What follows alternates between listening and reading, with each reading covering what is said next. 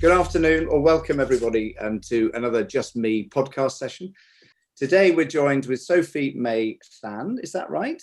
Yeah, that's correct.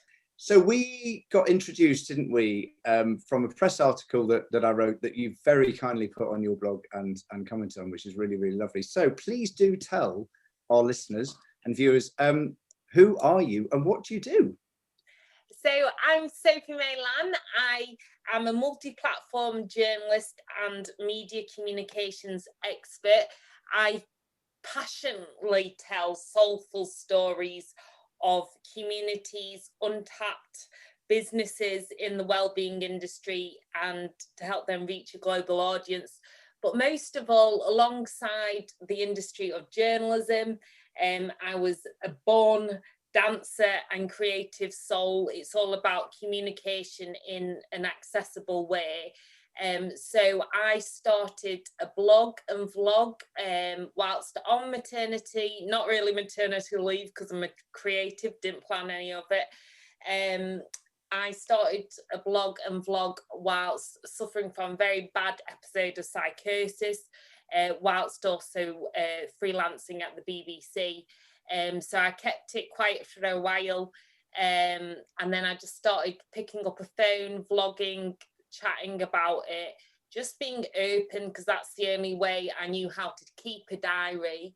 And then bizarrely, that vlog ended up reaching something like 2 billion people worldwide. And it was ugly, it was raw, it wasn't using any of the production content or values that I'd been trained on, but it was just from the heart.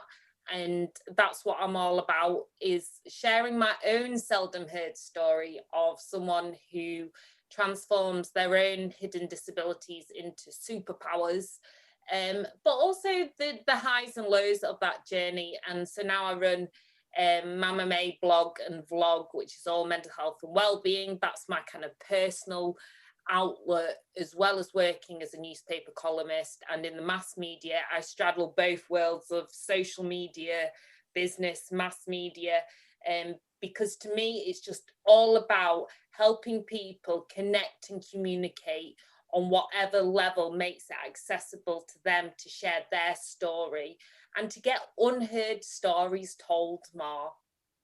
Brilliant. That's really good. And you started off, didn't you? You trained as a journalist. I mean, that's your kind of your background.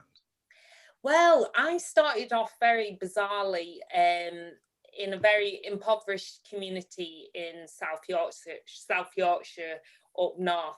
And I I loved drama, I loved dance, I loved writing. I'm very dyslexic and dyspraxic. And I was badly bullied as a mixed race kid, curvy, didn't fit into the dance world, didn't fit into the media world, didn't have many opportunities or contacts and all that normal kind of Cinderella story stuff. But that really knocked my confidence, which was the start of a bad eating disorder. But it was also the start of me untapping my talent in just improvisation, so dancing free and communicating my soul that way first. And then it was through my love of community dance, I found belly dancing. And I always wanted to get out into the media, but I didn't know how. So I basically shimmied my way round the back door into a very corporate media industry through a very novel way of belly dancing into it. And through my love of journalism, multi-platform, I set up a human rights blog to give a voice to my local community. That went viral, but more importantly for me, it was the investigations that caused a change.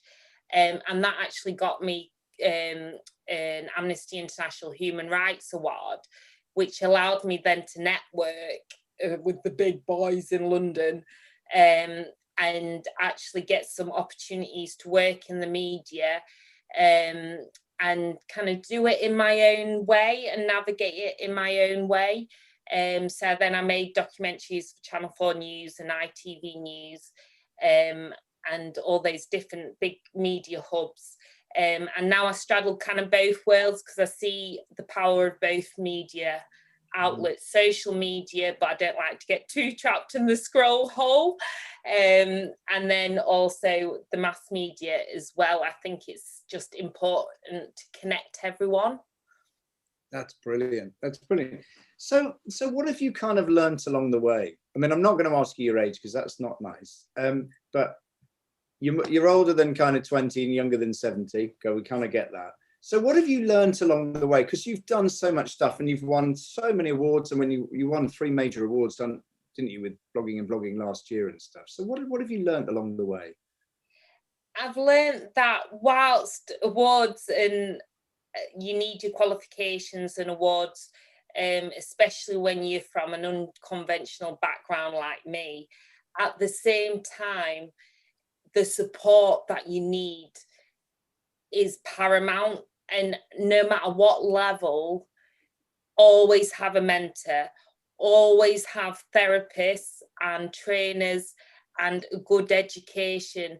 And by education, I don't mean just one kind of model of education. I mean, like, do you know, like what you do, the work you do, and actually just have an open mind to learning every day and always having support. And I believe that I will always have a therapist. I will always have a support tutor who helps me have my accessibility set up at home, enabling me to work online and on TV and on podcasts and radio. Don't be ashamed to get that support as entrepreneurs, leaders at any level. And actually what you find is it's easier when you're kind of young and under 18 to get mentors and help and support.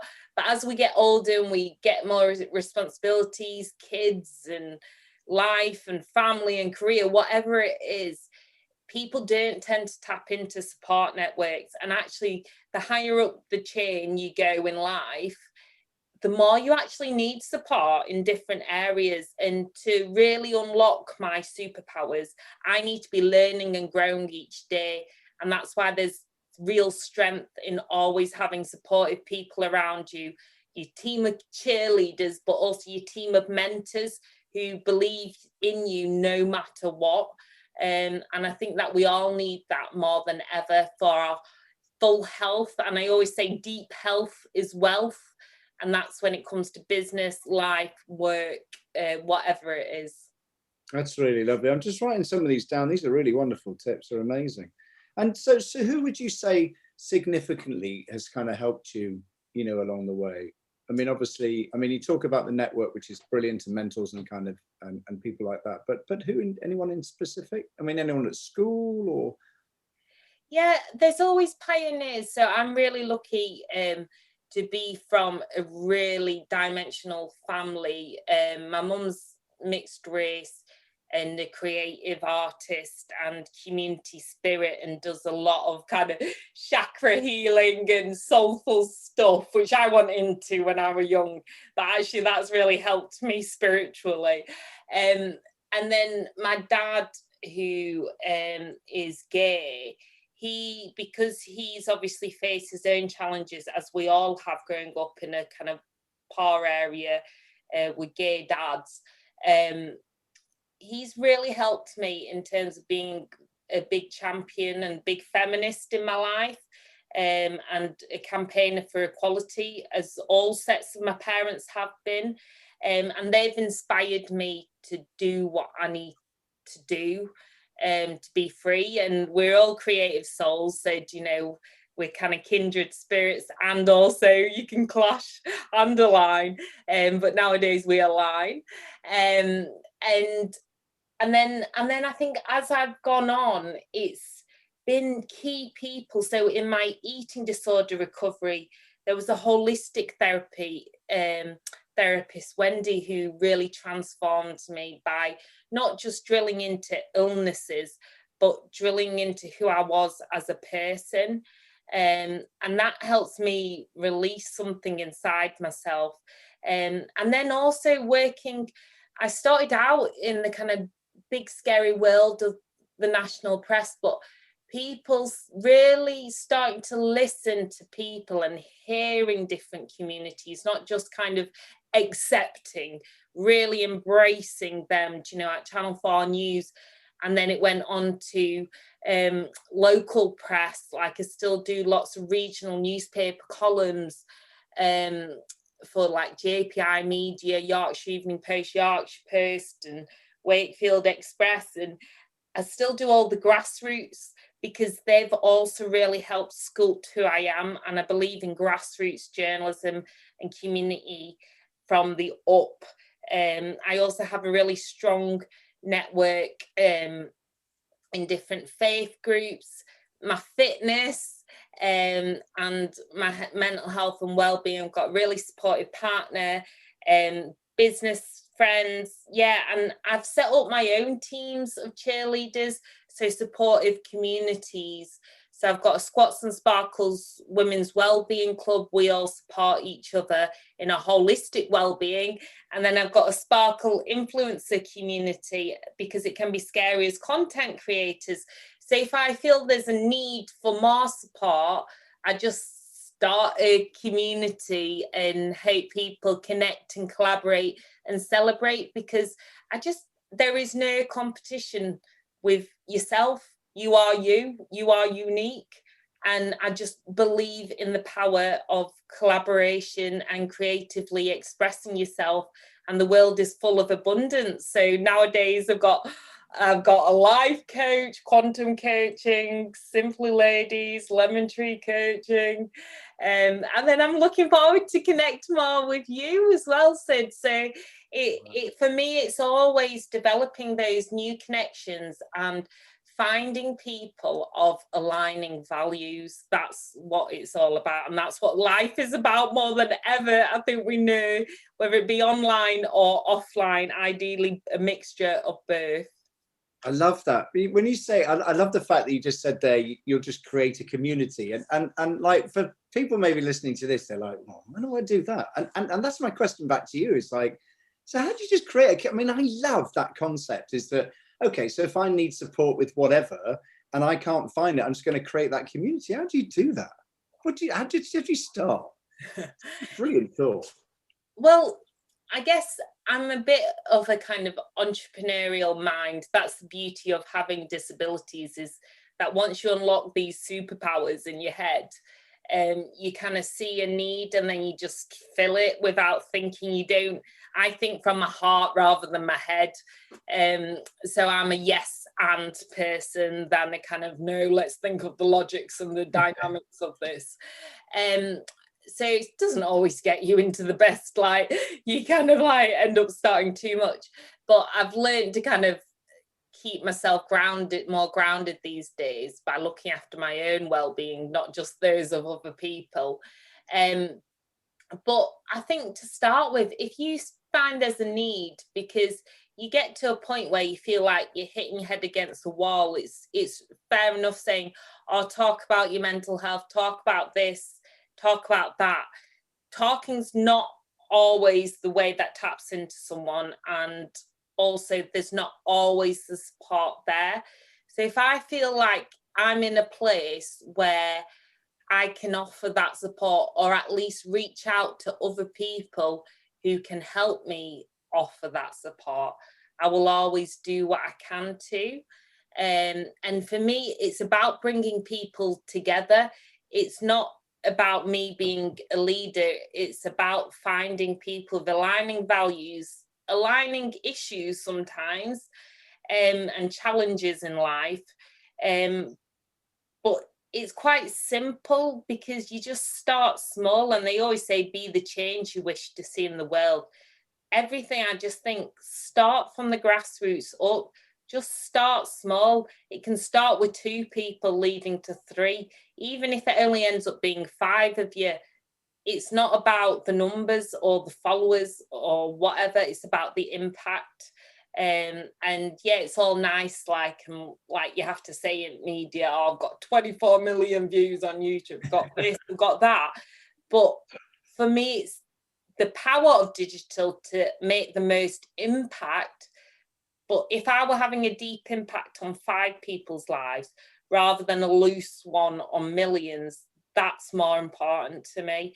And I think just start with what you know, start with what you can offer, or support other communities. That's also a great way. But I think what you need to do is build yourself first, and then keep those self-promises and that self-worth with you. And once you've built your core foundations physically and mentally, then you can start to build other people's as well. But you can always collaborate, you can always celebrate one another. And I'm just a big believer. I get so excited about other people's successes and wins. And yeah, just to stay grounded and support. And things evolve naturally, just like nature. It's the rhythms of life. Just let things evolve and just reach out, connect. That's so lovely. That's really, really lovely. So, okay, so what keeps you going when times get tough? Because things do get tough, don't they? You know, as a single mum and lots of things that you've been through. Yeah, there are times where, you know, all the quotes and all the kind of, you know, the coaching videos and everything else, they're great when you're in them. But when you're on your own and things are getting tough, it might be 2 o'clock in the morning, it might be, I don't know, some other time. So where do you ground? How do you fight back? How do you kind of come back out again? I think for me, we can use the word authenticity a bit too freely these days. Just be authentic, just be an authentic leader. But it's really a value of mine to be open, but to guard your heart as well. And so for me, I go through my challenges and I'm normally fairly open about them. Like, I have to make sure I'm in a place to share them. It's not always the right time to share. You need to kind of deal with things sometimes and then reflect and then share.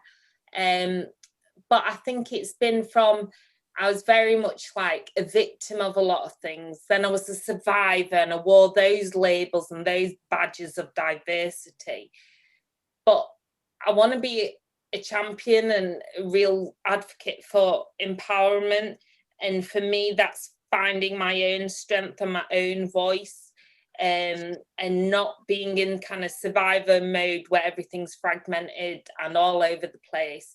And so I guess it's just making sure that I'm always open and honest. I never say, like, my hashtag's perfectly imperfect, because I never give myself the badge of being recovered from anything. I never give myself the badge of being perfect or having this ideal life. Like, I don't have an Insta home. I've got sparkles shoved over office wear and kids stuff.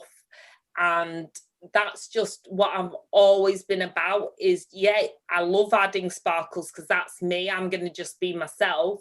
But I'm also just going to be my truthful self as well. And I think not trying to put on this mask and paint this picture. Yeah, we all need to do it sometimes just to be able to show up on those bad days. But then I will be honest, I'll be like, this is really tough. Or I've just been crying, or, oh, reflecting back on that photo shoot, I might look like this.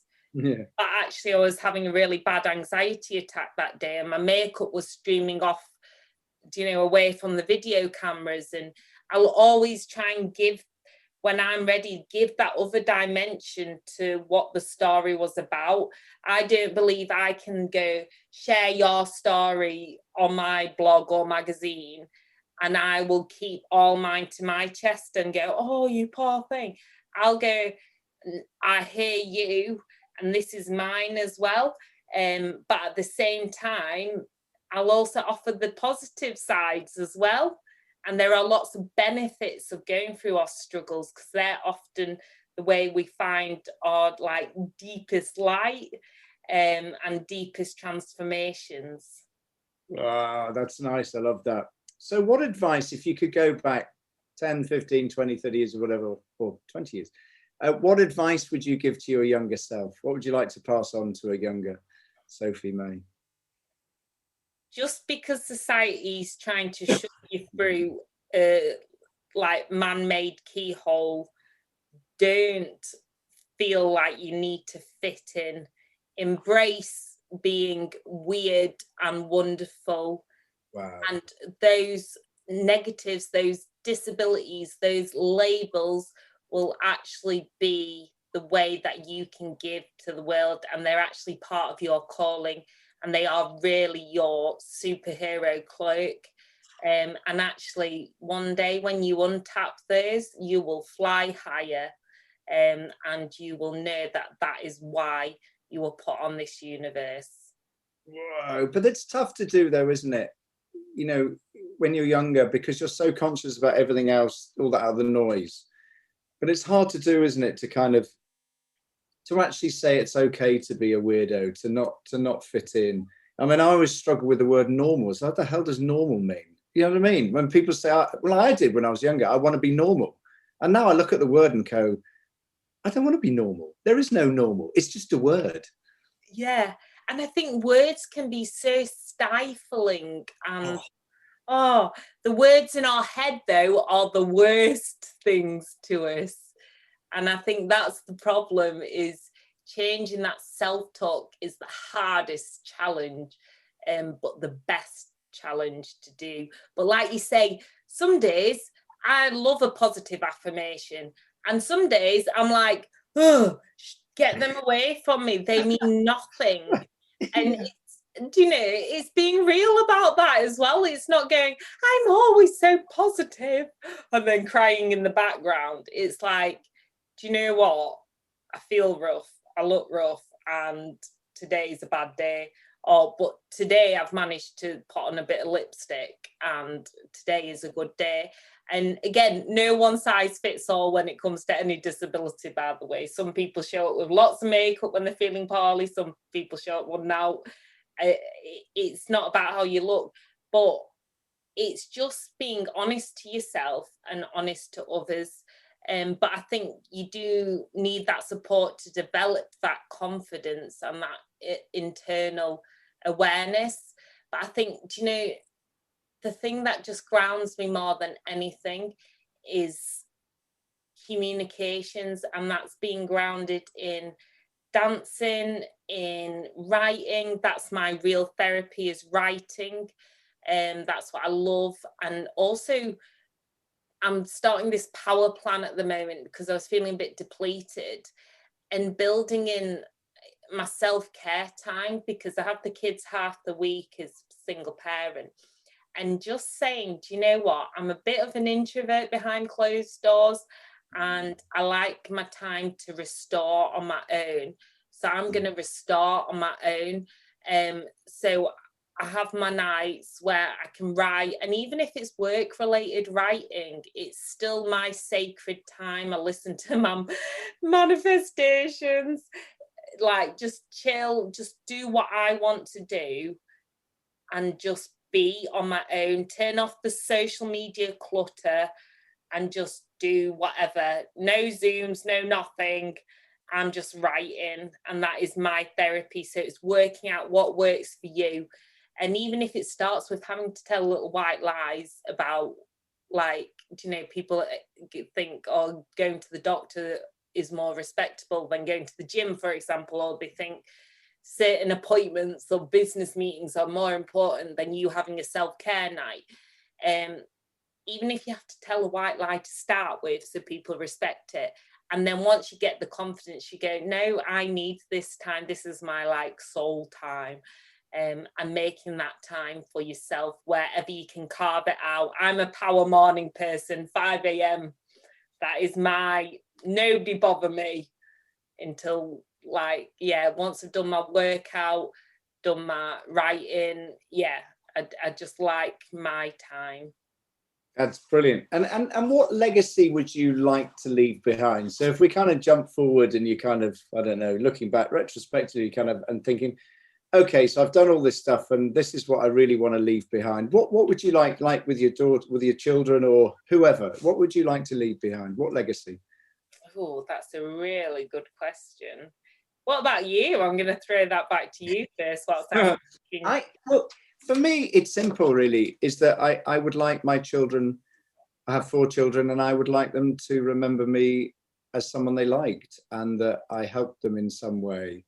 That I wasn't the parent who told them off. I was the parent who loved them unconditionally and gave them a foundation of joy, fun, and kind of those moral values that you talk about. I love that. My power is through communications and really empathizing with people and connecting on a deeper level, whether they be blood relatives or not. For me, it's about nurturing the people, anyone that I can, who doesn't feel like they've been nurtured or supported in life. And if I can give in a small way and help someone heal and feel well, then yeah, my life work, my life calling is done. That's really lovely. So if you had to describe yourself using one word and one word only, what would it be? Oh, that's a really hard one. Sparkles. Sparkles is great. Sometimes I shine, sometimes I don't. I'm perfectly imperfect. It's wonderful. I love that thing where you said my legacy is she did her best, and I've written that down. It's really, really lovely. And the fact is, with the word sparkles, you can't say that word without kind of smiling, can you? Do you know what I mean? I was born a smiler, and whether I'm happy or sad, I just have this big smile, and I just believe in sparkling inside out. And it hasn't always been easy. It's not always easy every day, but life is full of sparkles. And I always say, it's that glimmer effect of light and shade, and that's just life. And it's how we shine through. And to me, it's when all the glitter comes together, and we're in a big sparkly throw, even if we're just shoving it over some clutter. It's about coming together and creating that synergy, and just aligning good hearts.